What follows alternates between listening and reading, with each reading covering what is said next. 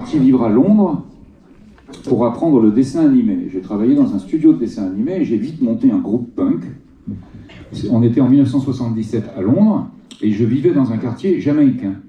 Et dans ce quartier jamaïcain, il y avait des rastas, des sound systems de reggae. Et le mouvement punk de l'époque dont je faisais partie était proche du mouvement reggae.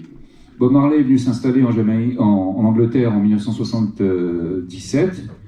Et il y a eu une rencontre de la jeunesse noire et de la jeunesse blanche à Londres qui a fortement marqué l'histoire de la musique. Et moi, j'ai fait partie de ça.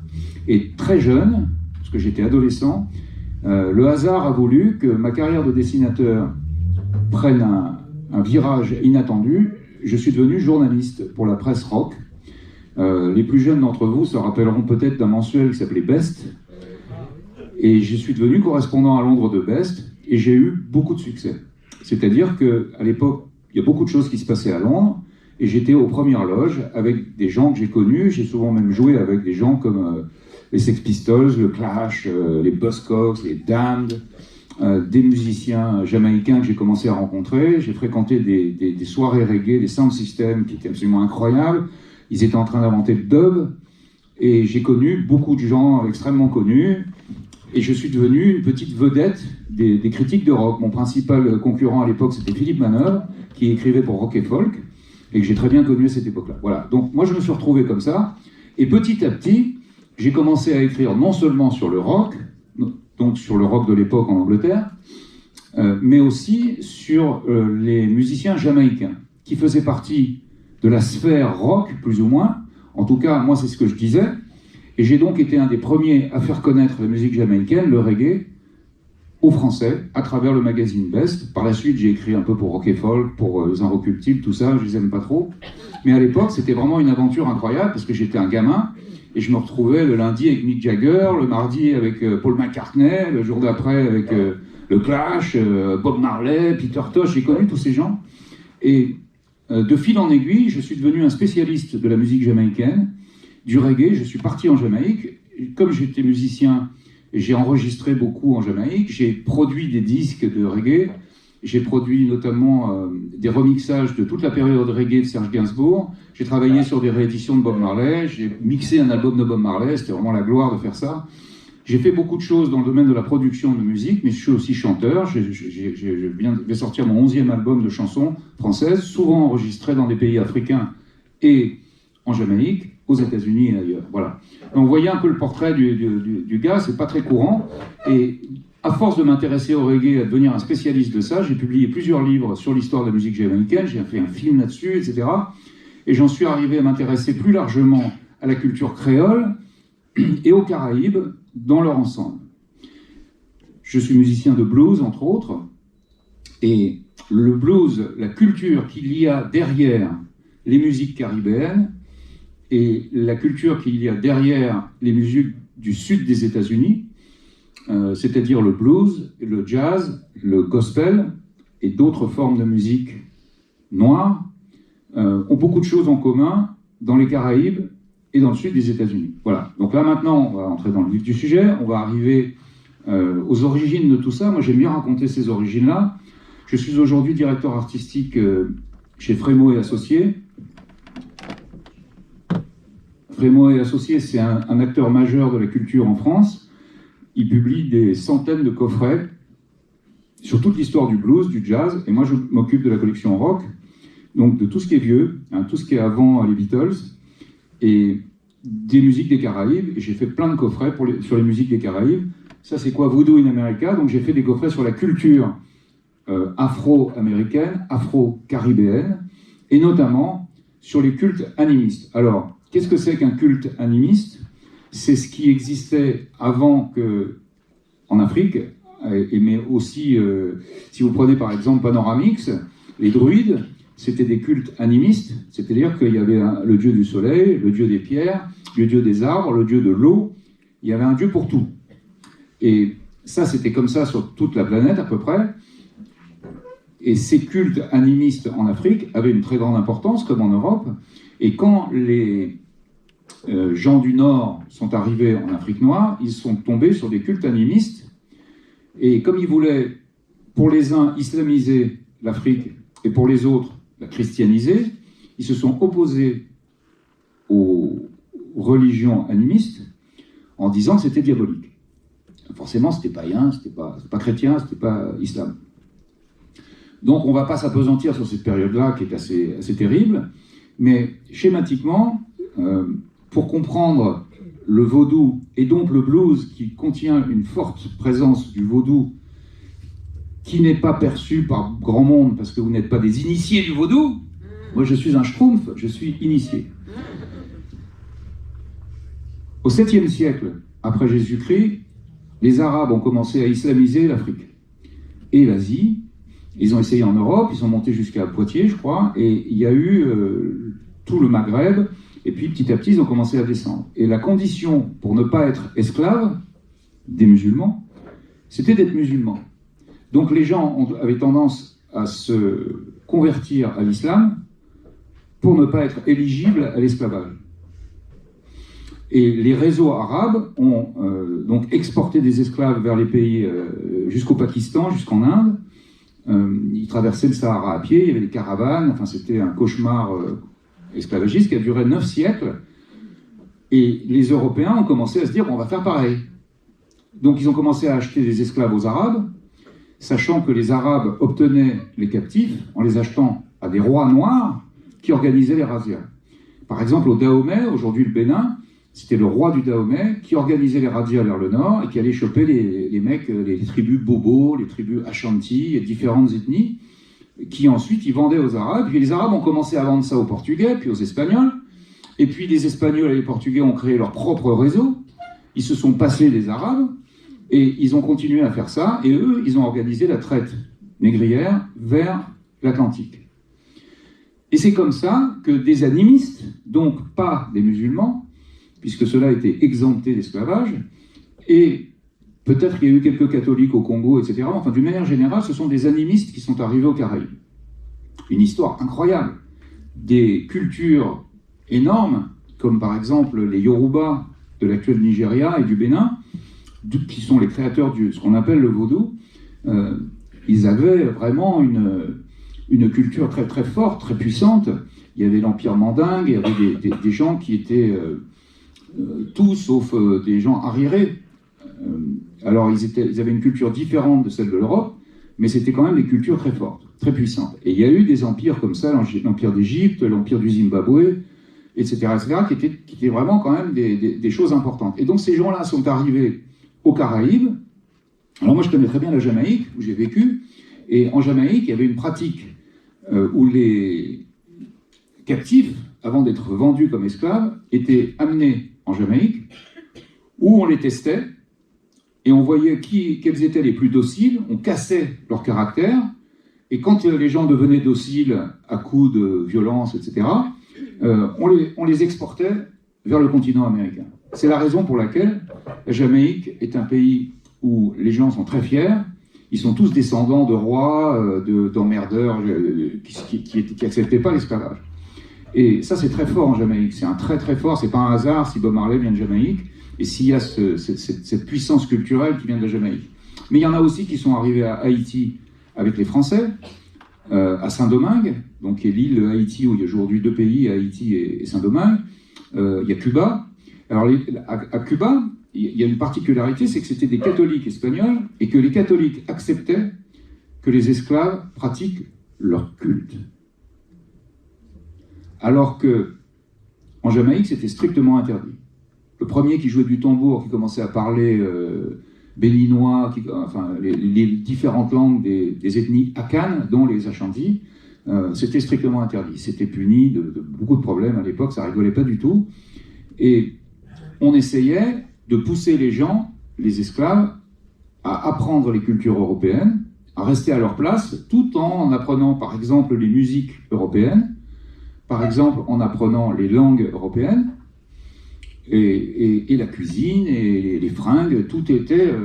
et avec les blancs c'était bien, et les noirs c'était des arriérés. Donc on poussait les gens à faire ça. Et donc les musiques et les cultes étaient interdits. Sauf dans les pays catholiques, et la Nouvelle-Orléans en Louisiane, j'aurais pu vous dessiner une carte de la région. Vous voyez où se trouve la Nouvelle-Orléans, c'est tout à fait au sud des États-Unis. dans le golfe du Mexique, à peu près un peu à l'ouest de Cuba. Et la Nouvelle-Orléans, l'historien Ned Sublette a écrit que c'était la capitale des Caraïbes. C'est-à-dire qu'aux États-Unis, vous aviez l'embouchure du Mississippi, donc la voie d'accès vers les États-Unis, la Nouvelle-Orléans. Il y avait beaucoup de Haïtiens qui avaient fui la révolution haïtienne. Il y avait des Martiniquais, il y en a encore, y compris des Blancs, qui avaient fui là avec leurs esclaves quand il y avait la Révolution française. Donc vers 1800, il y a eu un afflux important de Caribéens à la Nouvelle-Orléans, et la population noire de la Nouvelle-Orléans était souvent des Caribéens. Donc il y a un ensemble culturel qu'on appelle créole. Qu'est-ce que c'est? Qu'est-ce que ça veut dire créole? Créole, ça veut dire mélange. Et aux Caraïbes, en Louisiane, mais aussi dans le Tennessee, au Texas, vous avez une culture créole qui est très forte, des cultures créoles, où il y a des mélanges d'Africains, de différentes ethnies. Donc schématiquement, il y a les Ashantis qui ont été beaucoup capturés.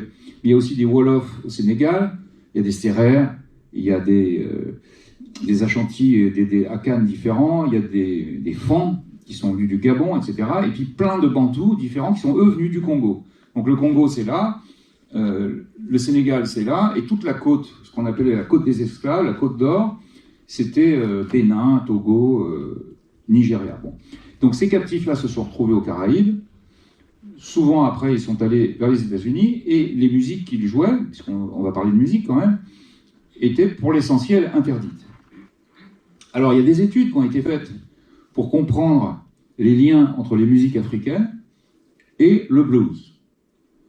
Il y a notamment un scientifique allemand, dont le nom m'échappe maintenant, mais j'ai lu son bouquin, et il explique que le blues n'est pas du tout une musique africaine, qu'il y a des liens certains, qu'on retrouve notamment chez les Mandingues et au Mali, puisqu'ils jouaient des instruments à cordes, comme le ngoni. Bon, ça ressemble un peu à des guitares, ils faisaient des plans qui ont un lien, disons, avec le blues, mais qui ne jouaient pas la même chose, ils ne jouaient pas les mêmes gammes, que c'était différent. Donc le blues est vraiment une musique américaine. Comme on ne peut pas dire que le reggae est une musique africaine, c'est une musique jamaïcaine. Et le blues, c'est une musique de Louisiane, du Mississippi, de cette région-là. Voilà. Alors, on va écouter d'abord, parce que le but c'est quand même de planer, on va écouter une musique qui vient du Ghana. Le Ghana, c'est dans l'Afrique de l'Ouest, hein, c'est du côté du Togo, du Nigeria, tout ça. Et ce sont simplement une musique traditionnelle enregistrée au début des années 60, donc à une époque où il n'y avait pas du tout d'interaction avec l'Occident, ou en tout cas pas beaucoup. Là, c'est pas trop fort.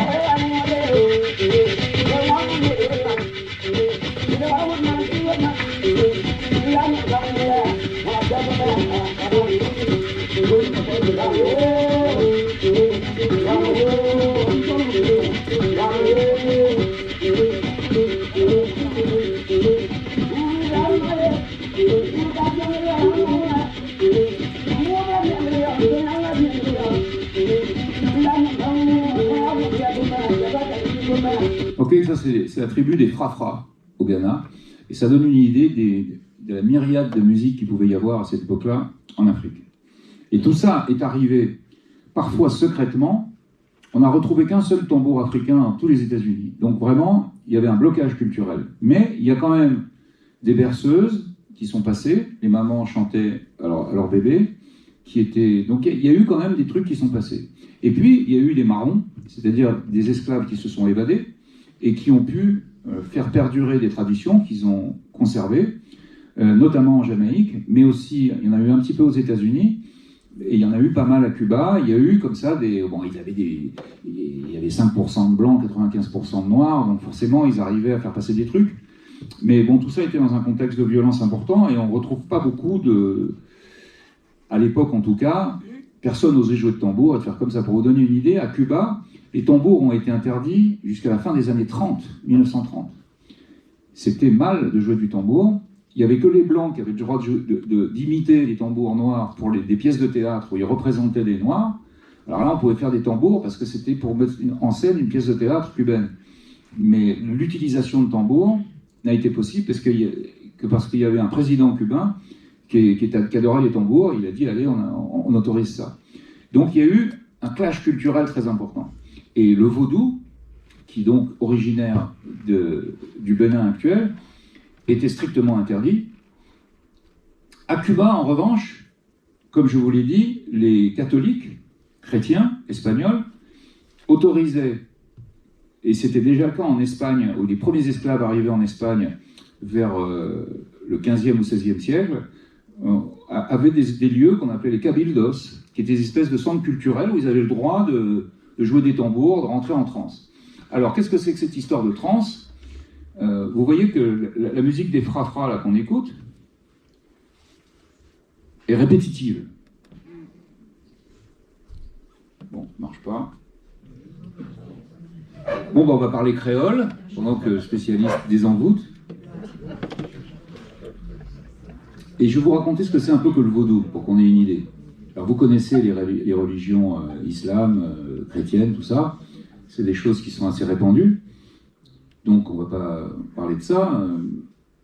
L'animisme est particulier parce qu'il a un dieu pour chaque chose. Il y a le dieu du carrefour, par exemple, qui a inspiré une chanson à Robert Johnson, célèbre bluesman. Il y a le dieu du carrefour, il y a le dieu des mamans, qui est souvent le même dieu que le dieu de la mer. Et alors les dieux, souvent, ils font 3 trucs en même temps. Ils sont dieu de la guerre, dieu du feu, dieu de je sais pas quoi. Et il y en a plein. C'est un peu comme du temps des Romains, il y avait un dieu pour... Sauf que dans l'animisme, il y a beaucoup plus de dieux. Et c'est pas des dieux, d'ailleurs, on appelle ça des divinités. Et alors, quel est le rapport entre ces divinités et les mortels? C'est que les mortels sont des sages, plus ils sont vieux, plus ils sont sages. Je vois qu'il y a pas mal de sages dans la pièce. Et donc les sages sont plus sages que les jeunes. Donc ceux qui sont morts il y a très longtemps, qui ne sont pas morts en fait, parce qu'ils sont devenus des esprits, sont encore plus sages que les vivants, puisqu'ils sont plus vieux. Et donc le plus sage de tous les sages, c'est ceux qui sont à l'origine de la création du monde. Et les vivants entrent en contact avec les esprits. Ok ? Et pour entrer en contact et recevoir la sagesse des esprits, il y a différentes techniques. Il y a redémarrer le Mac. Très bel accord majeur. Merci de le rappeler. Et il y a surtout une pratique qui s'appelle la transe et qui est provoquée par la musique répétitive. Aidée d'un peu de fumette, souvent, et d'alcool, et de différents produits, disons, qui vous font un peu sortir de votre cafetière. Et ces pratiques de musique répétitive à base de tambour permettent, si les divinités trouvent que vous jouez bien du tambour, trouvent qu'ils sont de bonne humeur, et que vous êtes la bonne personne, je pense que vous êtes la bonne personne pour les divinités. Donc si vous vous mettez à danser en transe, il y a des chances... Voilà, vous pouvez leur parler aussi. Eh bien, savez-vous ce que les divinités feront pour vous? Elles vous inspireront des messages à transmettre aux humains. Et ces messages à transmettre aux humains, alors ça, il y a plein d'interprétations là-dessus, mais il y a une pratique qu'on retrouve beaucoup chez les Afro-Américains et chez les Afro-Caribéens, qui sont un peu les mêmes quand même, c'est que ces pratiques de transe permettent à certains élus d'être choisis par les divinités qui vont s'exprimer par ces personnes et qui vont se mettre à délirer, à chanter des choses qui leur sont inspirées dans des langues inconnues, qu'on appelle en français par le joli mot de glossolalie, et qu'on appelle en anglais speaking in tongues. Alors, quel est le rapport entre ces improvisations vocales inspirées par les divinités et le jazz? Je vous laisse vous débrouiller avec ça. Mais on peut quand même dire qu'à la Nouvelle-Orléans, lors des funérailles... Ah non, pas ça.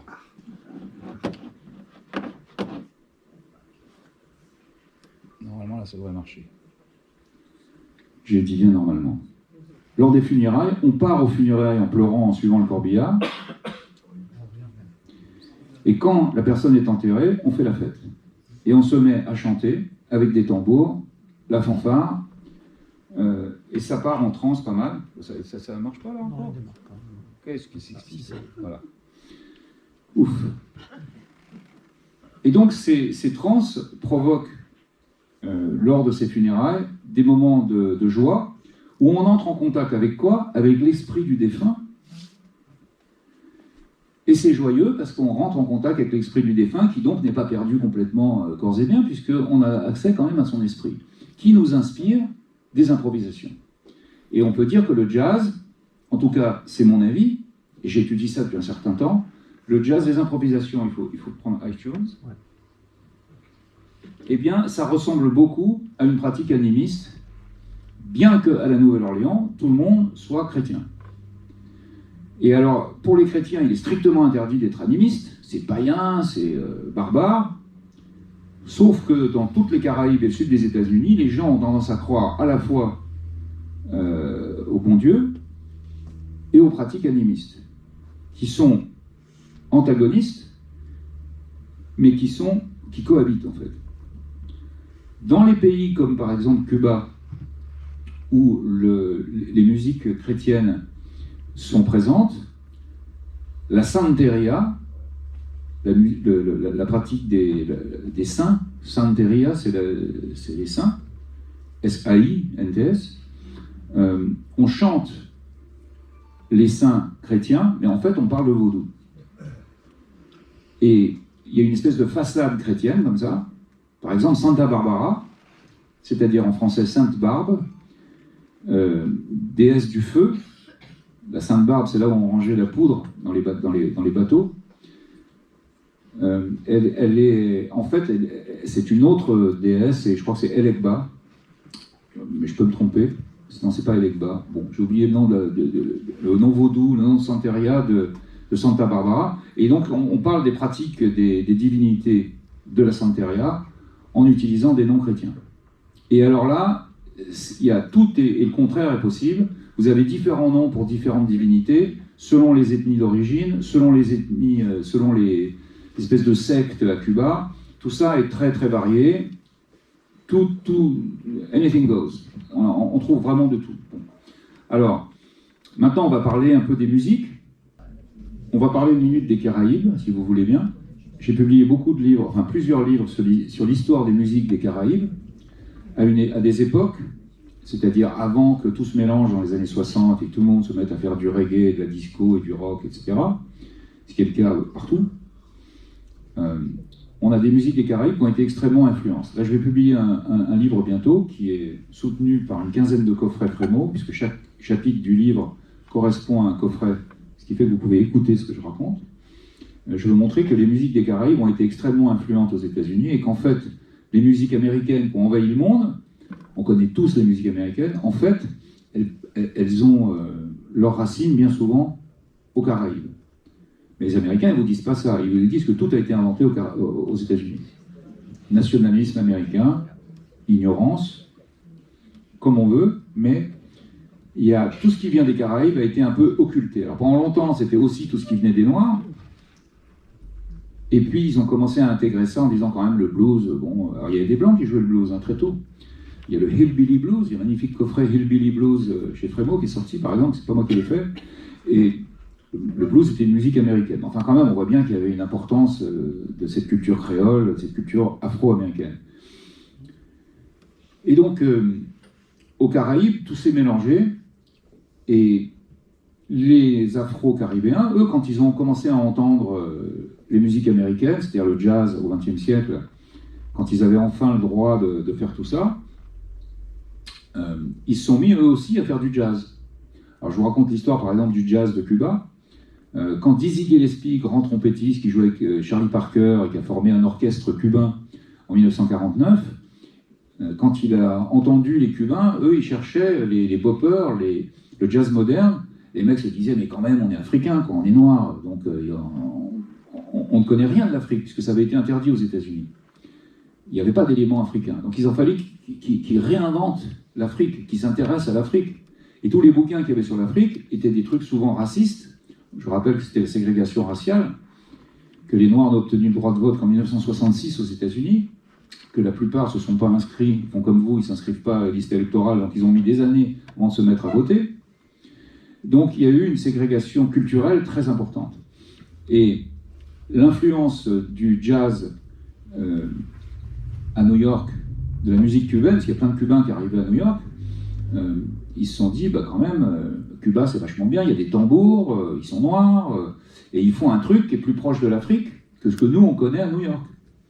Donc des grands jazzmen se sont mis à adopter les musiques caribéennes et à jouer des musiques, notamment cubaines, qui ont pris une grande importance dans la carrière de Charlie Parker, de Dizzy Gillespie, avec des percussionnistes comme Chano Pozo, ou un leader comme Machito, qui était un Cubain de New York. Et il y a eu plusieurs choses comme ça qui se sont passées. Il faut appuyer longtemps pour que ça démarre.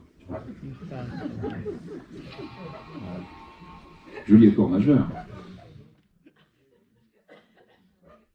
Et c'est comme ça que les Cubains, voyant qu'il y avait des Américains qui se faisaient du fric avec de la musique cubaine, du jazz cubain, Charlie Parker, vous vous rendez compte, ils se sont dit, bah, on va faire pareil. Donc le producteur Ramon Sabat, des disques Panart, s'est dit, ah bah ouais, on va faire du jazz moderne, mais cubain, à Cuba. Alors j'ai fait un coffret de ce qu'on appelle le Descarga, les jam sessions, où ils ont pris les meilleurs musiciens cubains et ils les ont fait improviser. C'est extraordinaire. Parce que il y a l'Afrique, il y a Cuba, mais il y a aussi l'Amérique, il y a aussi le jazz, c'est la fusion.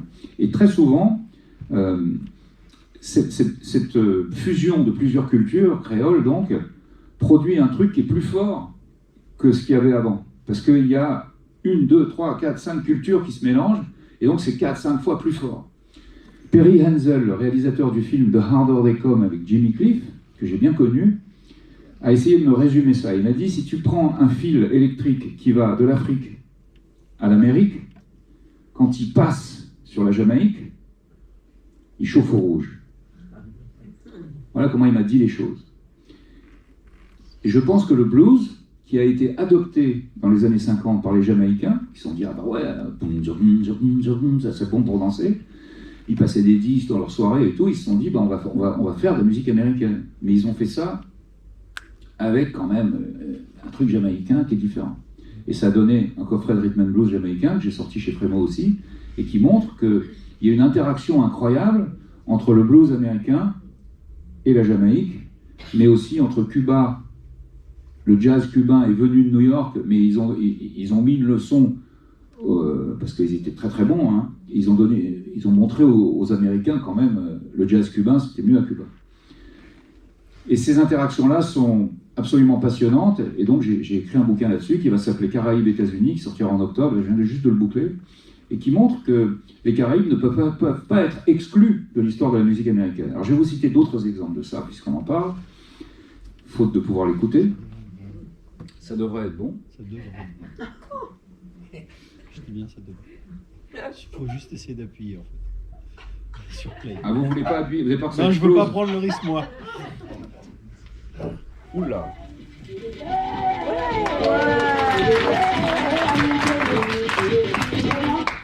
Alors on a compris l'histoire des trans. Bon, vous connaissez peut-être un groupe qui s'appelle Magma.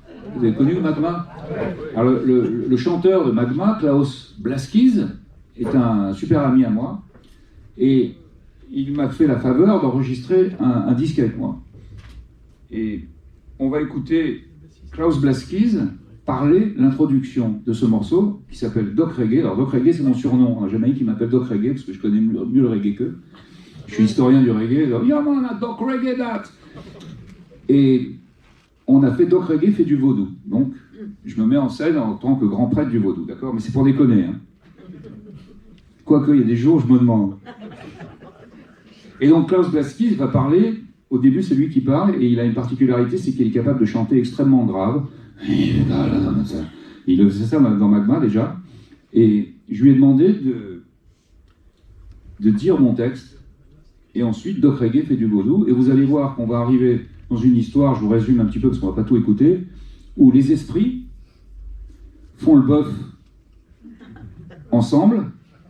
Et alors, il y a Duke Ellington, il y a Jimi Hendrix, tout le monde fait le bœuf et les esprits nous envoient les vibrations cosmiques, et ça donne ce morceau. Et ça a intérêt à marcher. Alors on va parler de blues, parce que vaudou et blues. Revenons-en au vaudou, puisque le vaudou était interdit. Excepté à la Nouvelle-Orléans, avez-vous entendu parler d'un endroit qui s'appelait Congo Square? Oui. Il y en a qui suivent. Congo Square, c'était un endroit à la Nouvelle-Orléans. La Nouvelle-Orléans a été française, catholique. Alors, j'ai plus la date, mais ça n'a pas duré très longtemps. Ça a duré 60-70 ans. Donc, à partir de, schématiquement, 1500, je pense qu'à la fin du XVIe siècle, la Nouvelle-Orléans a été gagnée par les Espagnols. Mais il y avait une communauté française, des esclaves français qui parlaient français, et la France a gardé une importance culturelle en Louisiane, pour cette raison-là. Il y avait aussi beaucoup d'Espagnols, et donc les communautés se mélangeaient pas spécialement. Bon, la Nouvelle-Orléans, c'est plus créole que tout, parce qu'il y a eu plein de mélanges au fil des années. Il y a les Caribéens qui sont arrivés, il y a les Haïtiens, il y avait des Français, des Espagnols, des Anglais qui essayaient de les bouffer, des guerres, des tas d'histoires, des tas de migrations, il y a le Mississippi avec le port. Donc c'est un peu la capitale des Caraïbes, comme disait Ned Sobel. Et donc le blues dans tout ça était donc forcément quelque chose qui n'était pas très bien considéré, puisque pour être bien considéré de la société blanche, il fallait être chrétien. Et à la Nouvelle-Orléans, il fallait être catholique, puisque c'était espagnol et français. Et Congo Square était un endroit où, comme en Espagne, dans les cabildos de Cuba ou d'Espagne, ou de République dominicaine, on avait le droit de pratiquer des musiques animistes, des cultes animistes, ce qui n'était pas du tout possible dans la plupart des colonies caribéennes et américaines. Et Congo Square, c'était le marché, et le dimanche, c'était le marché aux esclaves, mais pas seulement. Il y avait des Noirs qui, pendant la messe, avaient le droit de jouer de la musique et de jouer des tambours et de pratiquer sans doute des transes qui étaient liées au culte animiste. Imaginez la scène, on est en 1800 et il y a 1000 mecs qui jouent des tambours, qui se tirent la bourre parce qu'il y en avait qui étaient bantous, d'autres qui étaient Akan, d'autres qui étaient Wolof, et ils voulaient être plus forts que les autres. Donc il y avait une espèce de compétition comme ça entre différentes... alors on a des témoignages beaucoup là-dessus, parce que c'est devenu une attraction touristique. Et ça a été jusqu'environ 1850, il y a eu ça. Donc c'était très particulier. Aujourd'hui, il y a une statue géante de Louis Armstrong à Congo Square. Et Congo Square, il y a un bouquin là-dessus qui réunit tous les témoignages de voyageurs qui racontent ça. Et on peut dire qu'il s'est passé la même chose en Guadeloupe, puisque dans les campagnes guadeloupéennes, il y avait des gars qui jouaient des tambours, ça s'appelle le gwoka, et c'était une tradition en lien avec l'Afrique. On retrouve ça chez les Marrons de Jamaïque, qui aujourd'hui encore ont 4 villages qui sont indépendants, parce qu'ils ont gagné la guerre contre les Anglais. Ils ont gagné 2 guerres contre les Anglais, et on leur a filé des territoires indépendants, qui leur permet de pratiquer leur tradition culturelle. Alors un mot sur les Marrons de Jamaïque, parce que c'est une belle histoire. Quand les Espagnols ont pris la Jamaïque, quand les Anglais ont pris la Jamaïque aux Espagnols, vers 1630, je crois, un peu avant, les Juifs qui étaient poursuivis par les Espagnols ont favorisé les Anglais, parce que les Anglais les brûlaient pas vifs, c'est une bonne raison d'aider les Anglais. Donc ils ont fait en sorte, ils ont aidé, il y en avait qui avaient fui l'Espagne, qui se sont retrouvés en Jamaïque et qui ont essayé d'avoir un pays anglais. Et ces Anglais, quand ils sont arrivés en Jamaïque, les Espagnols ont lâché leurs esclaves. Ils ne les ont pas emmenés avec eux. Et donc ces esclaves se sont réfugiés dans les montagnes, puis les Anglais sont venus avec d'autres esclaves, certains se sont évadés, et ils ont formé des communautés au fin fond de la jungle jamaïcaine. Et moi je suis allé là-bas, je les ai rencontrés, ils m'ont accueilli avec des tambours, et ils étaient souvent mélangés à des Indiens Arawak, des Indiens de Taïnos, qui étaient originaires de Jamaïque, qui se sont métissés avec les Africains. Enfin, c'est des trucs complètement dingues. On est dans Corto Maltese, on est dans Tintin, on est de... C'est celui-là, ils ont changé de nom. Klaus Baskies. Le tafia coule à flot dans le vacarme des tam-tams vaudou d'une cité banlieue, zone 3 d'Île-de-France.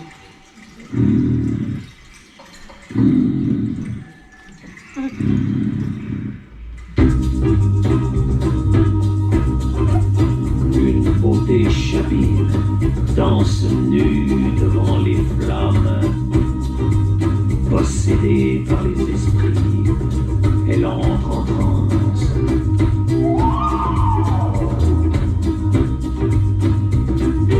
Notre reggae fait du vaudou pour sauver l'humanité de la connerie. Un alligator et gris-gris, colibri en poudre, œil de poisson-chat, pour ressusciter l'âme de Frila. Encens et racines de sassafras, l'esprit de Screaming Jay, Hawkins est là. Le doc prend la force d'Astérix. Doc Reggae ressuscite Jimi Hendrix.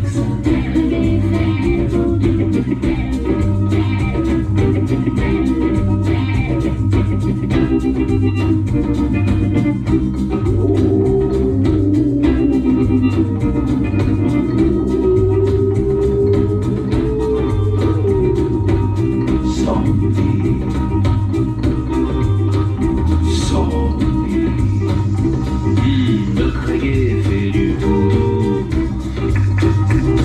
pour que l'humanité ait un peu de bon goût. Il invite Sora sur son album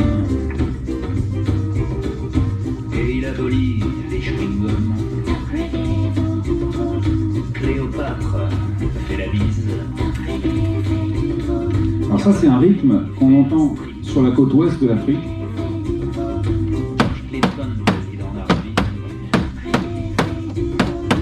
Qu'on entend dans la clave de la rumba cubaine, qu'on entend à la Makossa camerounaise. J'ai fait un album au Cameroun, ils m'ont expliqué ça. Qu'on entend dans le mento jamaïcain, qu'on entend dans le calypso de Trinidad et qu'on retrouve dans le blues. Et celui qui a joué ce rythme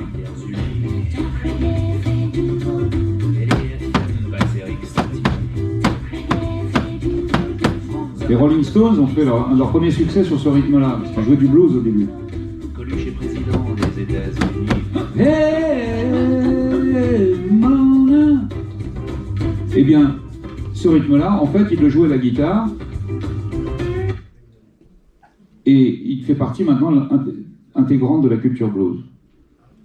Donc c'est vraiment un truc pan-caribéen, et je crois qu'encore une fois, il faut comprendre que les Caraïbes et le sud des États-Unis, c'est la même histoire. Bo Diddley était un très grand musicien de blues, de rock'n'roll, de rhythm and blues, avec qui j'ai eu la chance de jouer, et avec qui j'ai eu la chance d'être ami il y a maintenant assez longtemps.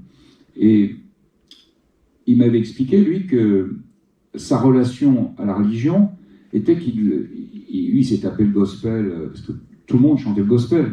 Les Noirs allaient chanter le gospel. Et une manière de se libérer, oui, je vais vous parler de ça un petit peu. Parce que lui, il rejetait ça. Il disait, en fait, ils me gonflent avec leurs histoires de Jésus, tout ça. Moi, je crois à la Constitution américaine.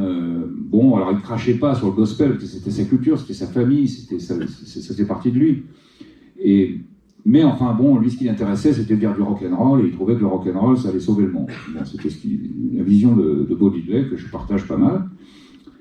Et donc, d'une certaine manière, adopter ces cultures animistes et ces éléments caribéens, qui, pour les Américains, étaient en fait de l'Afrique.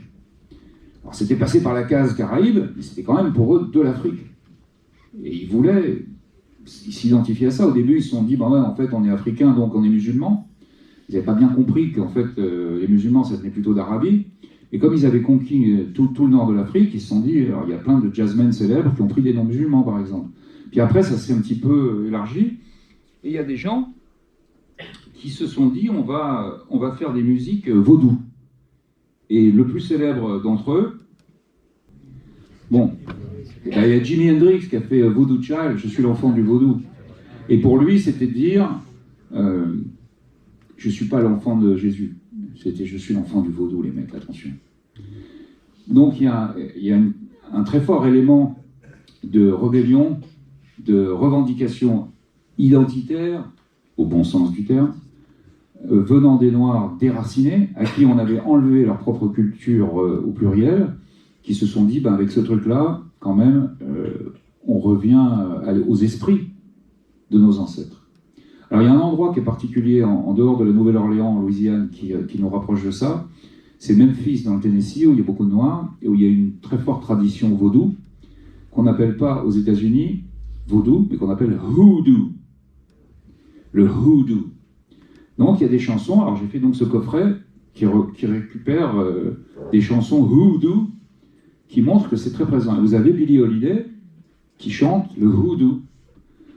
Et qu'est-ce que ça raconte, le hoodoo? Ben, ça raconte que la transe est présente, mais ils ont un truc pas particulier, c'est que pour arriver à envoûter les gens, parce que le vaudou, ça peut éventuellement servir à ça, regarde la preuve,